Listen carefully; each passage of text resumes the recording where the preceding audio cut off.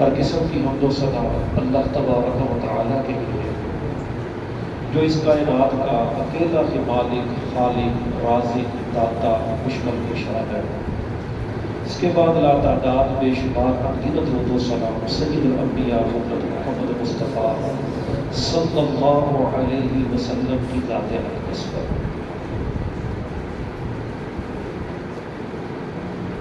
حضرات محترم، انسان کے پاس اللہ تبارک و تعالیٰ نے بہت سی نعمتیں پہنچائی ہیں، بہت سی نعمتیں ہمارے پاس موجود ہیں۔ صحت بھی نعمت، ایمان بھی نعمت، رزق بھی نعمت، اچھے ہمسائے بھی نعمت، عقل مند اور ذہین ہونا بھی نعمت، بہت سی نعمتیں ہیں۔ لیکن کچھ نعمتیں ایسی ہوتی ہیں کہ جن کی انسان کو قدر نہیں ہوتی، جب وہ چھن جاتی ہیں تو پھر بندہ کہتا ہو مجھے اس کی قدر کرنی چاہیے تھی۔ انہی نعمتوں میں سے ایک بہت بڑی نعمت جو میرے پاس بھی ہے اور یقیناً اللہ کی رحمت سے آپ سب کے پاس بھی ہے، لیکن شاید ہم نے کبھی اس نعمت کو اس طرح نعمت سمجھا نہیں جس طرح رسول رحمت صلی اللہ علیہ وسلم نے سمجھایا تھا۔ اور یہ نعمت ایسی نعمت ہے کہ جہاں ہوتی ہے وہاں اللہ کی رحمتیں برستی ہیں۔ ایک بندہ صحت مند ہے، ممکن ہے وہ صحت کے ساتھ نافرمانیاں کرے، رحمت تو نہیں آئے گی۔ مالدار ہے، مال اس کے پاس نعمت ہے، لیکن مال کو غلط خرچ کرتا ہے تو رحمت تو نہیں ہوگی۔ لیکن یہ نعمت ایسی ہے کہ جس کے پاس ہوتی ہے وہاں پر اللہ کی رحمتیں برستی ہیں، اور وہ نعمت بیٹی کی صورت میں۔ ہر گھر میں بیٹی اللہ نے دی، اگر کسی کے پاس بیٹی نہیں تو بہن تو ضرور ہوگی، بہن نہیں ہے تو بیٹی تو ہوگی۔ یہ دونوں اللہ تبارک و تعالیٰ کی طرف سے بہت بڑی نعمتیں ہیں۔ دور جاہلیت میں لوگ اس نعمت کی قدر نہیں کرتے تھے، اس کو اپنے اوپر بوجھ سمجھتے تھے، اور تین وجہ تھی ان کی اپنی بیٹی کو اپنے اوپر بوجھ سمجھنے کی۔ کیونکہ دور جاہلیت کا تھا، لوگوں میں سمجھ نہیں تھی، عقل شعور نہیں تھا۔ اگر کسی کے ہاں بیٹی پیدا ہوتی، اور بعض قبائل ایسے تھے کہ اس میں بیٹے کو بھی شامل کر لیتے، جب بچہ پیدا ہوتا، بیٹی ہو یا بیٹا ہو، تو وہ غربت کے ڈر سے، مفلسی کے ڈر سے کہ ان کو کھلانا پلانا پڑے گا، حالات کمزور ہیں تو کیا بنے گا، وہ بچوں کو قتل کر دیتے تھے۔ دوسری وجہ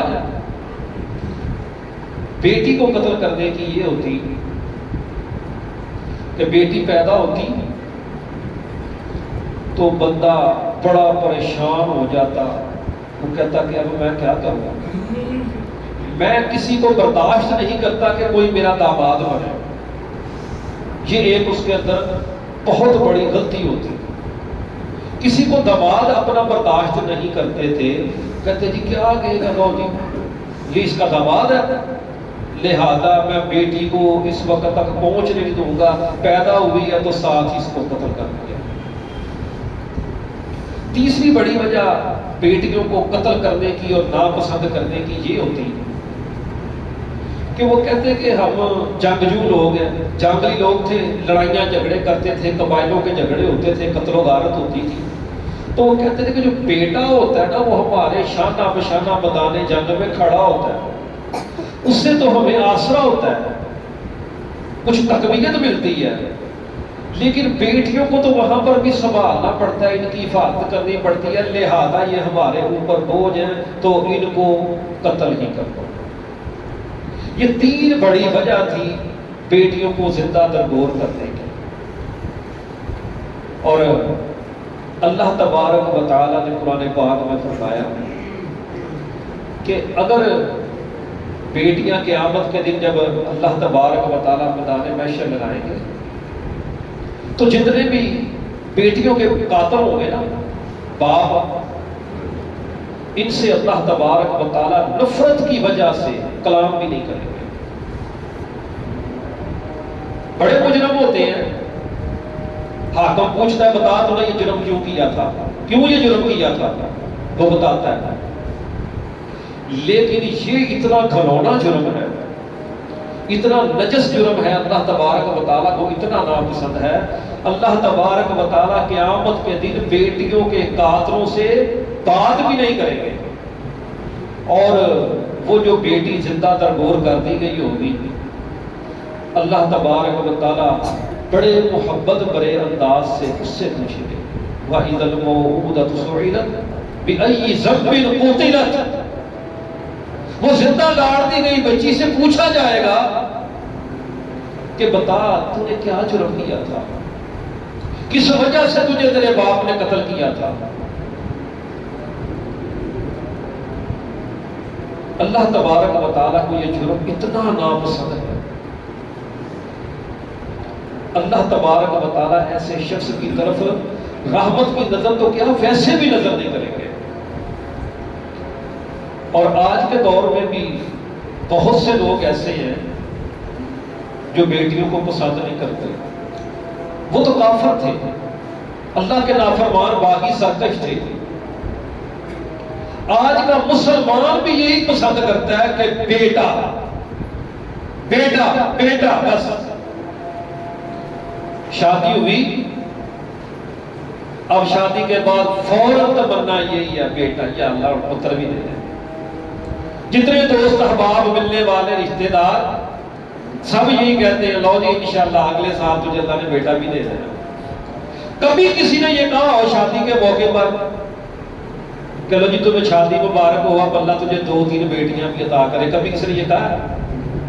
حوصلہ ہی نہیں، جرت ہی نہیں ہے، یہ پتہ ہی نہیں کہ وہ نعمت ہے کتنی بڑی۔ بس بیٹے کی ہی تمنا، اور بیٹیوں کو آج کے دور میں بھی قتل کیا جاتا ہے، اس دور میں بھی قتل کیا جاتا تھا۔ اس دور میں تو پھر بھی کچھ تھا کہ وہ دنیا میں آ جاتی تھی، کچھ سانس لے لیتی تھی، سانس لے لیتی تھی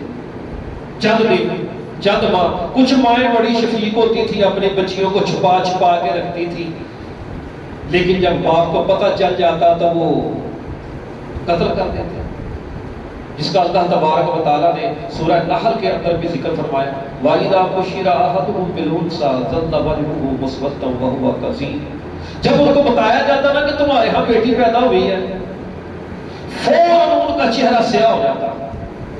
یہ جو چہرہ ہوتا ہے نا، یہ شخصیت کی پہچان ہوتی ہے۔ انسان غصے میں ہو تو چہرے سے پتہ چل جاتا ہے، خوشی میں ہو تو پتہ چل جاتا ہے، غم میں ہو تو پتہ چل جاتا ہے، چہرہ وہی ہوتا ہے۔ جب کسی کے جنازے کے ساتھ جا رہا ہوتا ہے کیفیت اور ہوتی ہے، شادی میں جا رہا ہوتا ہے کیفیت اور ہوتی ہے، غمی اور خوشی میں چہرہ بدل جاتا ہے۔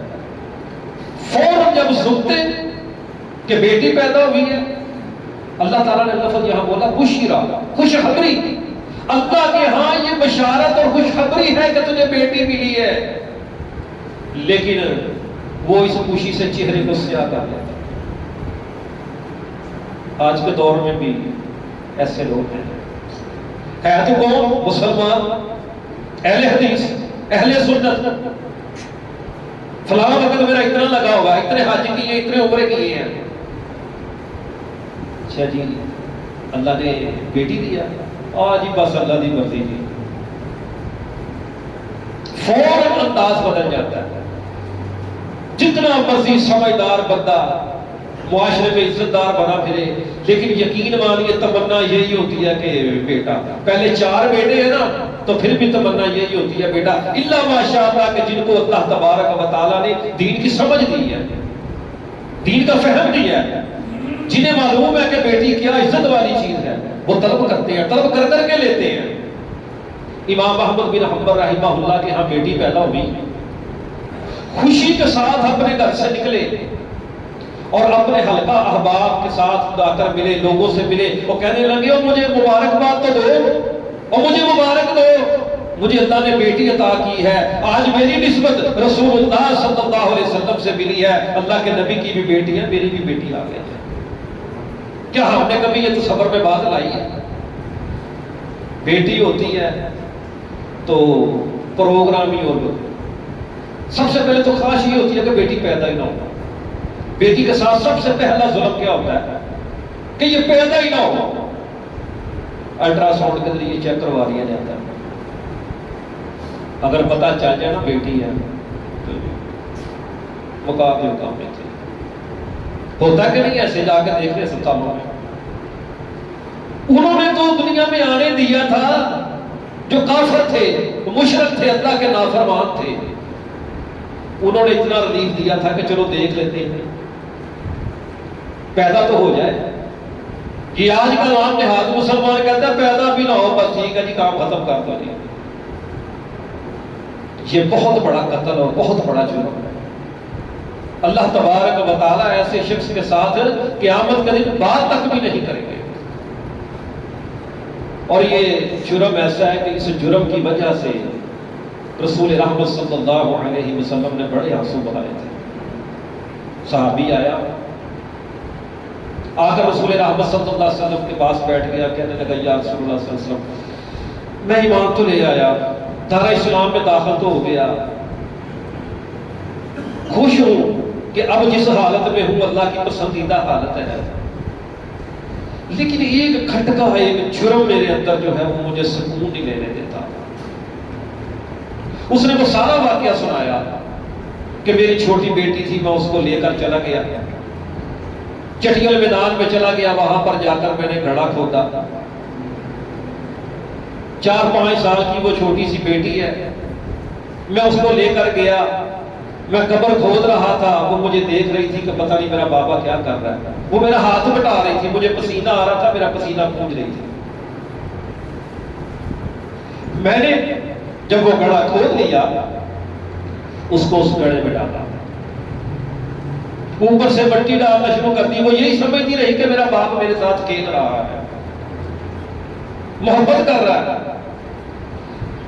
کہتا ہے کہ جب مٹی زیادہ ڈل گئی، اس کے ہاتھ پاؤں اندر آ گئے، اب وہ ہلی رہی تو وہ اب رونے لگی، چیخنے لگی، لیکن میرا دل اتنا سخت ہو گیا، معاشرے کے تانوں سے بچنے کے لیے میں نے اس کو زندہ درگور کر دیا۔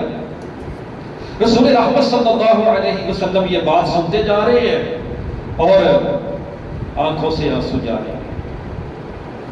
پاس بیٹھے صحابہ کہتے ہیں او بندے اللہ کے تو کیا کر رہا ہے؟ رسول رحمت صلی اللہ علیہ وسلم کو تو نے رلا دیا۔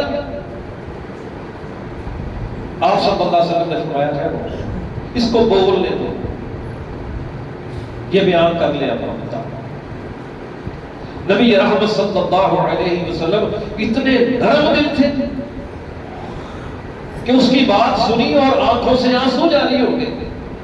نبی رحمت صلی اللہ علیہ وسلم نے فرمایا یہ جو تیرا جرم تھا نا، یہ اسلام لانے سے پہلے کا تھا۔ جب تو صدق کے دل سے دارہ اسلام میں داخل ہو گیا، لا الہ الا اللہ کا اقرار کر لیا، اللہ تبارک و تعالیٰ نے تیرے پچھلے سارے گناہ معاف کر دیے، تو مطمئن ہو گیا۔ آدمی جو بد نصیب ہوتا ہے نا وہ بیٹیوں کو بوجھ سمجھتا ہے۔ بد نصیب آدمی اس کا چہرہ بھی سیاہ ہو جاتا ہے اور بیٹیوں کو بوجھ سمجھتا ہے۔ کھلاؤں گا کیسے، پلاؤں گا کیسے، اس کی ذمہ داری ہے، بڑی ہوگی تو شادیاں بھی کرنی ہے، سارا یہ معاملہ کرنا پڑے گا، بوجھ سمجھتا ہے۔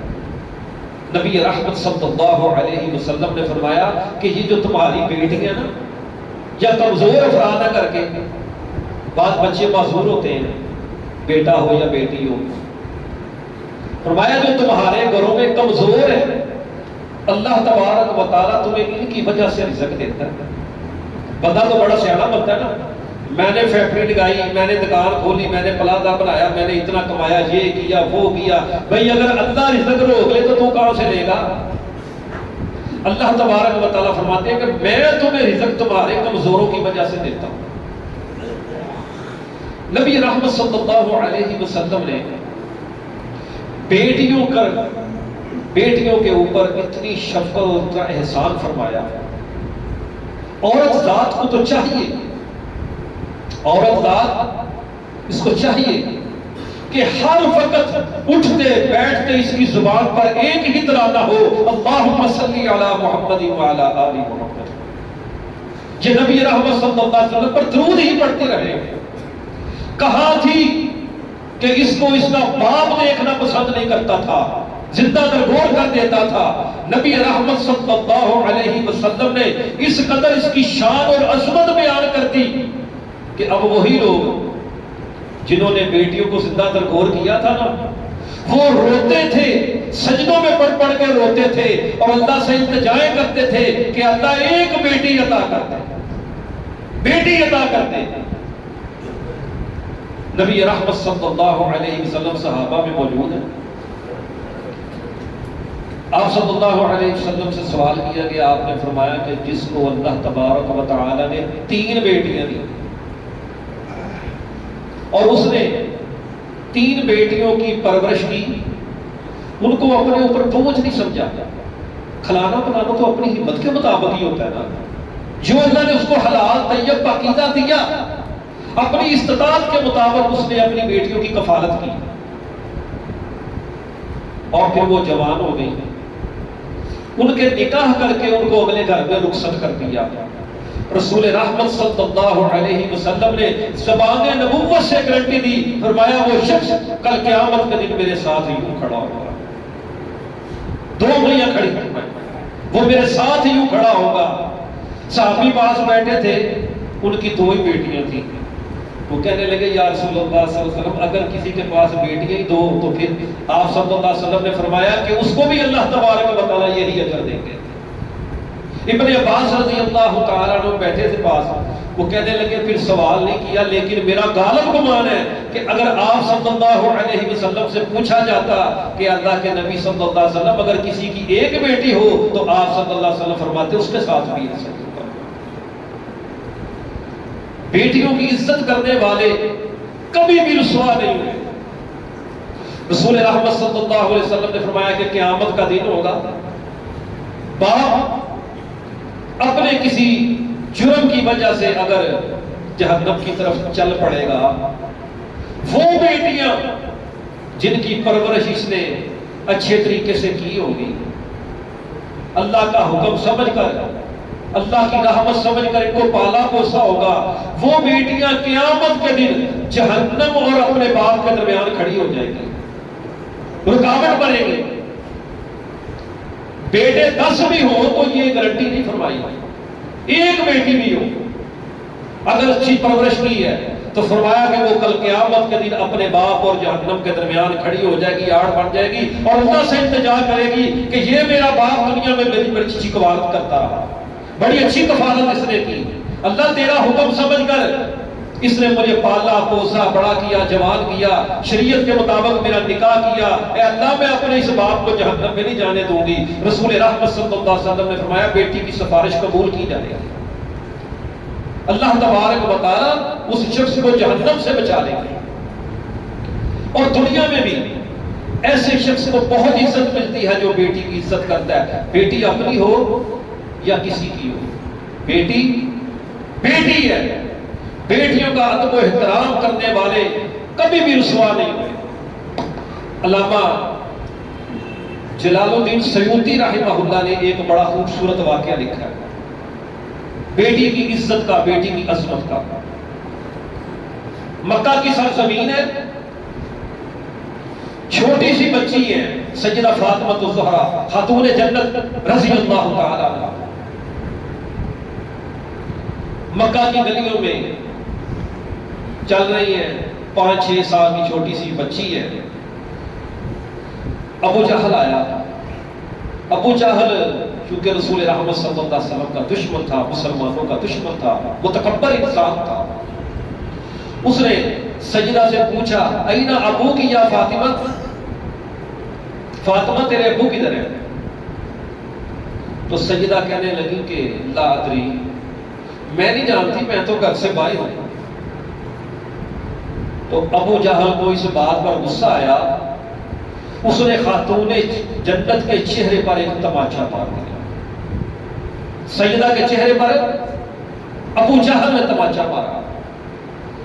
بچی تھی، وہ طاقتور کڑیل جوان تھا، تکلیف ہوئی، گھر میں روتی ہوئی واپس آئی۔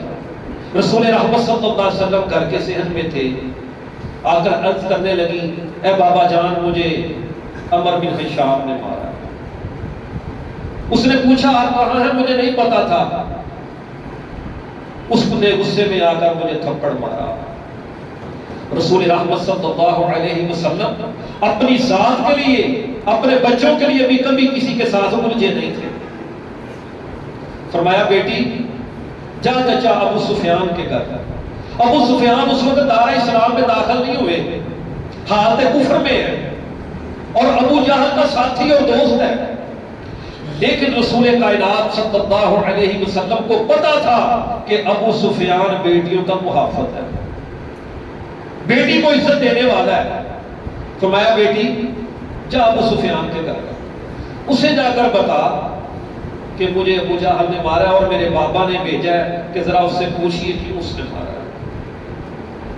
ابو سفیان کے گھر میں سجدہ گئی ہے تو وہ گھر میں نہیں تھا، اس کی بیوی ہندا گھر تھی، اس نے بٹھایا اور ابو سفیان کو ڈھونڈنے چلی گئی۔ ابو سفیان کو لے کر آئی، اس نے آ کر پوچھا کیا بات ہے بیٹی فاطمہ، کیا ہوا؟ حالت کفر کی ہے لیکن کہہ رہی ہے بیٹی کیا بات ہے؟ وہ کہنے لگی کہ مجھے ایسے ابو جہل نے مارا ہے۔ تو نے کیا کہا تھا؟ کہتی بس اس نے پوچھا میں نے بتایا نہیں، مجھے پتا نہیں تھا۔ کہتے اچھا چلو آؤ۔ سجدہ کو ساتھ لیا اور ابو جہل کے ڈیرے پر پہنچ گئے۔ اور اس نے دور سے دیکھا کہ میرا دوست آیا۔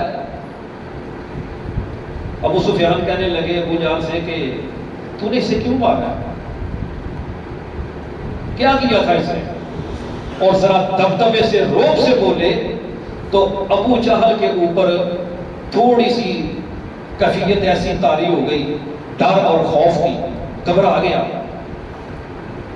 تو ابو سفیان کہنے لگے سیدہ سے کہ اے فاطمہ ذرا اس کے چہرے پر تو تماچا مار، تو اس کے چہرے پر تماچا مار جیسے اس نے مارا تھا۔ سیدہ بچی تھی، کتنا کو مارا ہوگا؟ کہتے پیچھے ہو جاؤ۔ ابو سفیان خود ابو جہل کے چہرے پر تماچا مارتا، اس کی جرت نہیں تھی آگے سے بات کرنے کی۔ بیٹی خوش ہو گئی، سیدہ خوش ہو گئی، جا کر کہنے لگے کہ جاؤ جا کر اپنے بابا کو بتا دو کہ ابو سفیان نے ابو جہل سے بدلہ لے لیا۔ سیدہ گھر میں آتی ہیں اور آ کر رسول رحمت صلی اللہ علیہ وسلم سے کہتی ہیں کہ چچا ابو سفیان نے یہ سارا معاملہ کیا ہے۔ رسول رحمت صلی اللہ علیہ وسلم نے اسی وقت اپنی رحمت والی جھولی کو پھیلا دیا، آسمان کی طرف نگاہ اٹھائی، اے اللہ ابو سفیان کے اس عمل کو ضائع نہ کرنا، ابو سفیان کے اس عمل کو ضائع نہ کرنا۔ اور یہی ابو سفیان کا عمل تھا کہ جس کی وجہ سے اللہ تبارک و تعالیٰ نے ایمان کی دولت نصیب فرما دی تھی، بیٹی کی عزت کی تھی، حالت کفر میں بیٹی کی عزت کی، اللہ نے ایمان کی دولت نصیب فرما دی۔ اور اگر کوئی ایمان میں ہو کر بیٹی کو ذلیل کرے تو پھر وہ اپنا ٹھکانہ سمجھ لے کہاں ہوگا۔ ایک شخص آیا اور کہنے لگا اللہ کے رسول صلی اللہ علیہ وسلم میں دور جاہلیت میں کچھ اچھے کام بھی کرتا رہا ہوں، تو کیا مجھے ان کا اجر ملے گا، ان کا صلہ مجھے ملے گا؟ نبی صلی اللہ علیہ وسلم نے فرمایا تم کیا کرتے ہو؟ کہتا مجھے جب پتہ چل جاتا تھا نا کہ کسی کے ہاں بیٹی پیدا ہوئی ہے اور وہ اس کو قتل کر دیں گے، زندہ ترگور کر دیں گے، مجھے اللہ نے بڑا مال دیا ہوا تھا، میں ان کو کچھ مال دے کر، اونٹ دے کر، کچھ نقدی دے کر ان سے وہ بچی لے لیتا، اس کو موت سے بچا لیتا، پھر اس کی کفالت کرتا، اس کو پالتا پوستا بڑا کرتا، اس کی اچھی تربیت کرتا۔ میں نے بے شمار بچیوں کے ساتھ اللہ کے نبی صلی اللہ علیہ وسلم یہ کام کیا تھا۔ آپ صلی اللہ علیہ وسلم نے فرمایا اسی وجہ سے تو اللہ نے تجھے ایمان کی دولت نصیب کی ہے۔ جو لوگ آج بھی دین سے دور ہیں، مسجد میں دل نہیں لگتا، دین کے ساتھ محبت نہیں ہے، دین والوں کے ساتھ تعلق گہرے نہیں ہے، نفرت کرتے ہیں علماء سے، وہ غور کرے کہ کہیں وہ اپنی بیٹیوں کے حق تلف تو نہیں کر رہے؟ کیا یہی سبب تو نہیں بن رہا کہ اللہ تبارک و تعالیٰ اس کی وجہ سے ان کو ایسی حالت میں رکھے ہوئے ہیں؟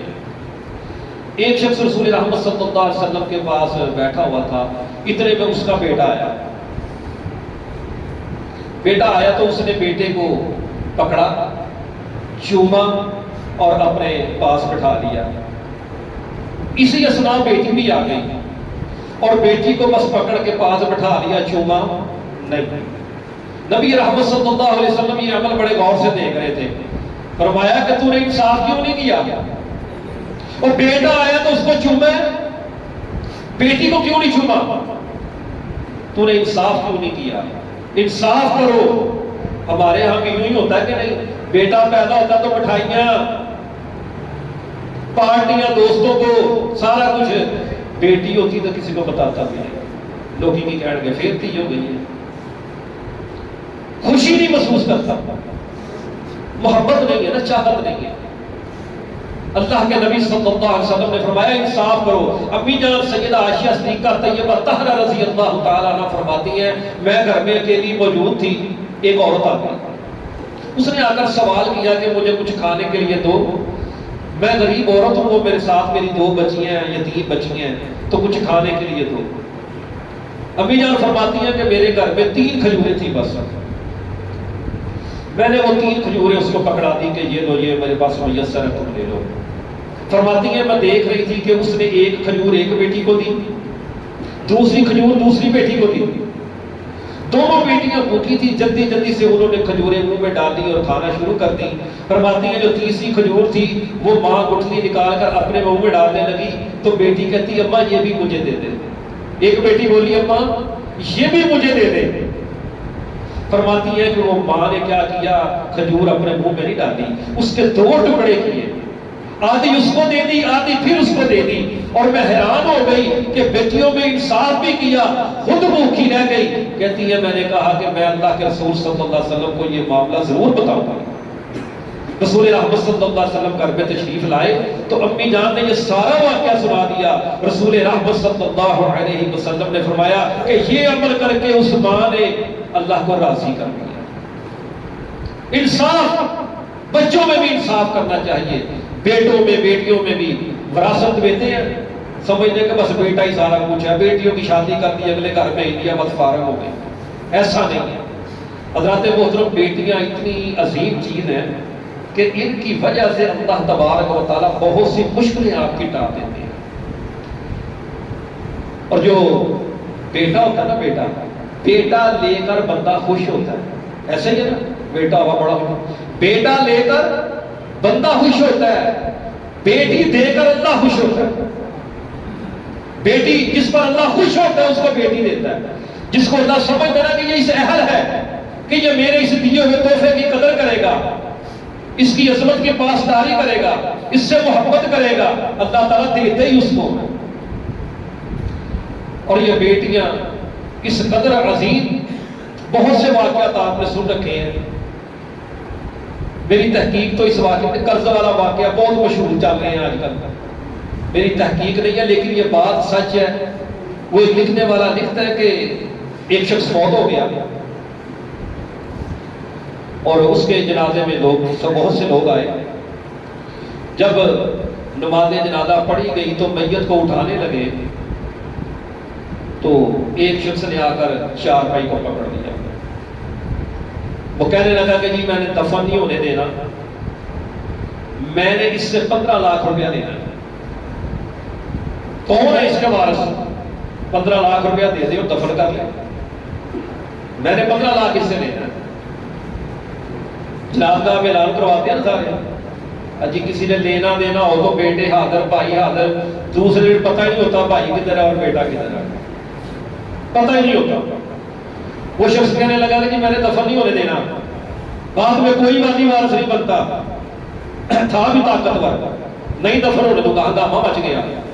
3 بیٹے کھڑے تھے پہلی صف میں، کوئی نہیں بولا، چپ۔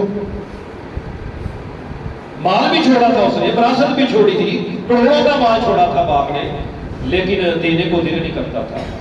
وہ اب دفن نہیں ہونے دے رہا۔ پاس ہی بیٹی کا گھر تھا، کسی نے جا کر اس کو بتایا کہ تیرے بابا کو دفن نہیں کرنے دیتے۔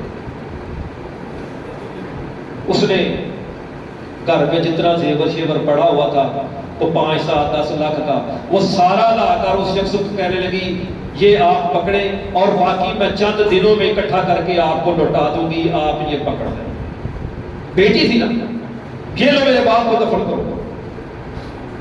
اور وہ جو شخص تھا نا وہ کہنے لگا بس مسئلہ حل ہو گیا، میں بڑا پریشان تھا، مجھے پتا نہیں تھا کہ اس کا اصل وارث کون ہے، میں نے 15 لاکھ لینا نہیں دینا تھا، مجھے پتا نہیں چل رہا تھا کہ میں دوں کس کو۔ اب بیٹے حیران پریشان، میں بھی پتر دفع ہو جو تم، اور دینے کی باری آتی ہے تو بیٹے نہیں، لینے کی باری آتی ہے تو بیٹے۔ بیٹی قربانی دیتی ہے، بیٹیاں قربانی دیتی ہے۔ بیٹی کو پتا چل جائے نا کہ باپ اپنے گھر میں ہے، میں اپنے گھر میں ہوں، آدھی رات میں باپ کو تکلیف ہوئی ہے، اس کو جب پتا چل جائے گا اس کے بعد ساری رات بیٹی سوتی نہیں ہے۔ جس طرح ماں بچے کی تکلیف میں نہیں سوتی، اس طرح بیٹی بھی باپ کی تکلیف میں نہیں سوتی۔ بیٹیوں سے عزت محبت دیا کرے بیٹیوں کو۔ اور یہ بیٹیاں اتنی عظیم چیز ہیں کہ جس گھر میں ہوتی ہیں اللہ تبارک و تعالیٰ کی رحمتیں برستی ہیں۔ ہمارے ہاں بیٹیوں کے ساتھ ایک بڑا ظلم یہ بھی کیا جاتا ہے کہ جب ان کی شادی کی جاتی ہے نا تو ان سے پوچھا بھی نہیں جاتا، اپنی مرضی سے جہاں چاہتے ہیں نکاح کر دیتے ہیں اور کہتے ہیں جی ہم نے رشتہ بڑا اچھا ڈھونڈا ہے۔ نبی رحمت صلی اللہ علیہ وسلم موجود ہیں، آپ صلی اللہ علیہ وسلم کا زمانہ ہے، ذرا ایک رشتے کی بات بھی سن لیجیے۔ انتہائی نیک اور صالح آدمی کے ساتھ رشتہ ہوا تھا۔ نبی صلی اللہ علیہ وسلم کے بڑے پیارے صحابی تھے عثمان بن معذون رضی اللہ تعالیٰ، ان کے بھائی تھے قدامہ بن معذون، یہ 2 سگے بھائی تھے۔ عثمان بن معذون دنیا سے رخصت ہو گئے، اب قدامہ بن معذون رضی اللہ تعالیٰ عنہ انہوں نے اپنی اس بھتیجی کی کفالت کا ذمہ اٹھایا۔ عثمان بن معذون نے نصیحت کی تھی کہ میرے بعد تم میری بیٹی کے کفالت کرو گے، اس کے ولی ہو گے۔ عبداللہ بن عمر رضی اللہ تعالیٰ عنہ یہ آئے ان کے پاس اور کہنے لگے، وہ ان کے ماموں تھے، عثمان اور قدامہ حضرت عمر رضی اللہ تعالیٰ کے سالے تھے۔ وہ کہنے لگے عبداللہ بن عمر کے ماموں جان، بڑے ماموں کی بیٹی کا نکاح مجھ سے کر دیں۔ اب عبداللہ بن عمر رضی اللہ تعالیٰ عنہ کون ہے جس کے بارے میں رسول رحمت صلی اللہ علیہ وسلم نے فرمایا کہ عبداللہ بڑا صالح آدمی ہے، زمانے میں نبوت گارنٹی دے رہی ہے اس کے اچھے ہونے کی۔ تو قدامہ بن معذون رضی اللہ تعالیٰ نے کہا کہ ٹھیک ہے جی میں نکاح کر دیتا ہوں۔ بیٹی سے پوچھا نہیں، نکاح کر دیا۔